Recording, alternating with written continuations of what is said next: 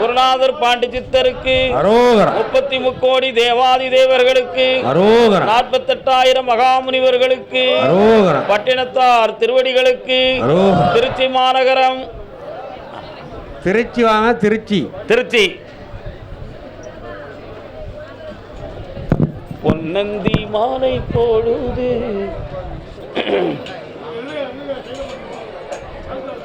பிள்ளைகள் வாழ்க்கையை பற்றி காட்டு வந்தது யாரு? யாரம்மா நீ யாரம்மா கேட்க வந்திருக்க? பிள்ளை எங்கே இருக்கு? என்ன செய்தது? கால் வந்துட்டு பொன்னந்தி மாலை போடுது. மாலை ஆயிடுதா? பொங்கட்டும் இன்ப நினைவு. இன்னொரு தரம் கால் வந்துட்டு அன்னத்தின் சோதி கண்ட நீதியோ மெல்ல சிரித்தாள் அவள் நெஞ்சை பறித்தாள். உன் பிள்ளைய போய் பார்த்தேன். நிறைய கேமராவுக்கு முன்னால் அதிக ஷாட் கொடுக்கு. என் சினிமாவில் நடிக்குதா? காலில் வந்துட்டு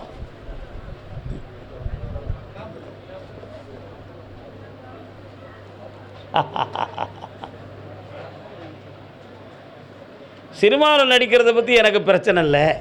அது உண்மையிலே ஒரு உயர்ந்த தொழில் தான். எத்தனையோ மக்களை மகிழ்விக்கின்ற ஒரு தொழில். ஏனென்றால் அது கலை. கலைனா என்ன அர்த்தம்? பிரத்தியாருடைய கவலைகளை கலைக்கும் சக்திக்கு பேர் கலை. ஆனால் அது உயர்வு தான். ஆனால் வீட்டுக்குள்ளே நடிக்கக்கூடாதுங்கிறது தான் என் கருத்து. புரியுதா? உனக்கு புரியலையா? புரியுதா? சினிமாவில் நடிக்கலாம். ஆனால் உன் பிள்ளை உன்கிட்ட நடிக்குது. அந்த நடிப்பு ஒன்றையும் ஏமாத்திரும், அந்த வாழ்க்கையும் ஏமாத்திரும். அதனால் அந்த மனோநிலைகள் வேற ஒரு இடத்துல பதிவாகி சங்கிலி மாதிரி இப்போ கோர்த்துக்கிட்டு இருக்கு. அதுலேருந்து ரிலீஃப் ஆக்கி உன் பிள்ளையை தெளிவு பண்ணி தந்தால் போதுமா? கால் வந்துட்டு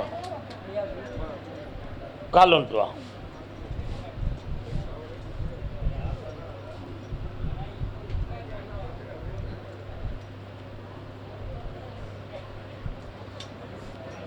பழங்காலத்தில் சொல்லுவாங்க, அரசன் எவ்வளியோ அவ்வளியே மக்கள்.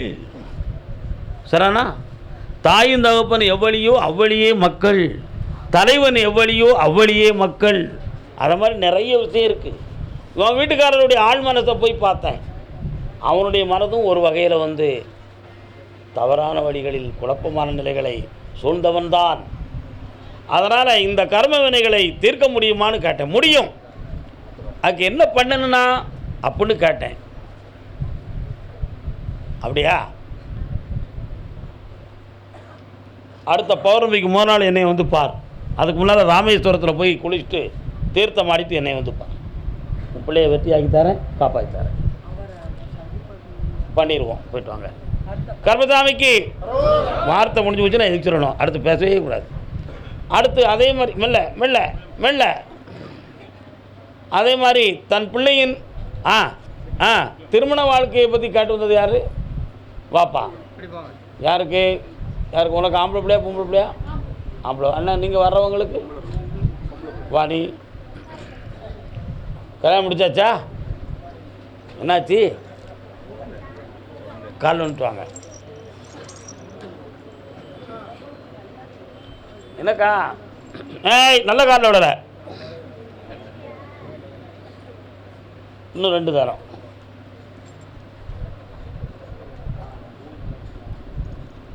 நல்லா இருக்கா? தப்பா இருக்கா? பரவாயில்லாம். உன் பிள்ளையுடைய கர்ப்பப்பையை நான் சோதனை பண்ணி பார்த்தேன். குழந்தை பிறக்கக்கூடிய சூழ்நிலைகளில் தடைகள் இருக்குது அப்படி ரிப்போர்ட் இருக்குது. நீ படித்து பார்த்தியா? இருக்கா? கால் வந்துட்டோம்.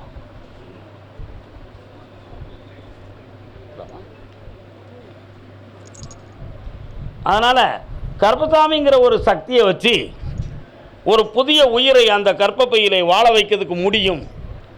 நீ கர்ப்பசாமின்னு பேர் வைக்கணும்னு நான் சொன்னோம்னா புகழுக்கு சொல்லுதும்னு எல்லாரும் நினைப்பீங்க. ஆனால் உண்மை அப்படி இல்லை. கர்ப்பசாமிங்கிற தெய்வத்தினுடைய அருள் சக்தி அந்த கர்ப்பப்பையிலே ஒரு அதிர்வு அலைகளை உருவாக்கி புதிய உயிர் அணுக்களை உருவாக்கக்கூடிய காரணத்தினால் அதுக்கு கர்ப்பசாமின்னு பேர் வைக்கணும்னு அர்த்தம். புரியுதா? அதனால் நிச்சயமாக உன்னுடைய பிள்ளைக்கு குழந்தை பாக்கியம் உண்டு. ஆம்பளை பையன் பிறப்பான். கற்பண்ண சுவாமின்னு பேர் வச்சுக்கான்.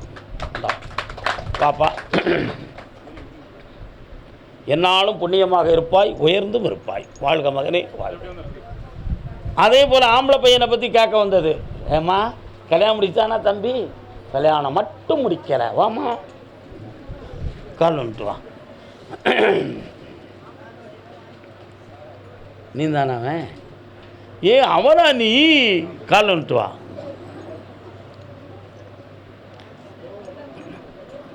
ஏன் அழுதாய், ஏன் அழுதாய் என் உயிரே, ஏன் அழுதாய் நான் அழுது ஓய்ந்ததற்கு? அம்மா இவ்வளோ வயசு வரை ஏம்மா கல்யாணம் முடிக்காம வச்சுருந்த?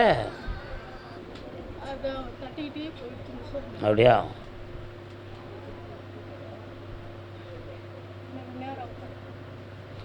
எம்பெருமான் மகாவிஷ்ணு வாமன அவதாரம் எடுத்து வந்து பூமியில் நின்னார். மகாவதி சக்கரவர்த்தி ஏமாந்துட்டான். ஆனால் சுக்கராச்சாரியார் மட்டும் பார்த்தார். அடே மகாவதி சக்கரவர்த்தி, வாமன அவதாரம் குழந்தையாக வந்திருப்பவனை சிறுவன் என்று நினைத்தாயா? இல்லை, அவன் உலகளந்த பெருமாள்டா. அவன் முகத்தில் பார்த்தாயா? 7 வர்ணங்களும் அண்ட சராசரத்தின் வடிவ ஒளிகளும் ஒளி வீசுகிறதே அப்படின்னு சொன்னார். ஏன்? அவனுடைய முகத்தில் மகாவிஷ்ணுங்கிறது காட்டி கொடுக்கப்பட்டது ஞானத்தால். அதை மாதிரி உன் அனுபவம், உன் பழக்கம் வழக்கம் எல்லாம் என்னைய புரிய வச்சுடுதுடா. உங்கள் அம்மைக்கு தெரியாது, ஆனால் எனக்கு தெரியும்டா மகனே. கால் வந்துட்டு வா.